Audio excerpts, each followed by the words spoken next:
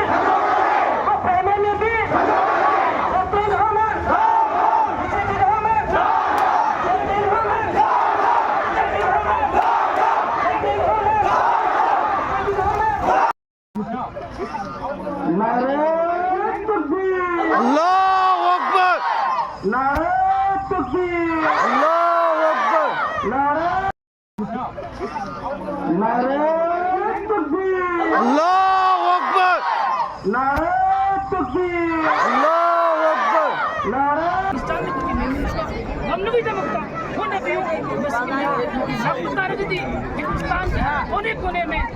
सारे मुसलमान लोग जान देने के लिए तैयार है इंशाअल्लाह कोई आसिफ में हवाई इन लोगों की बता रहा हूं ईमान इस्लाम itu ya deh, kasih itu ya deh, itu ya deh,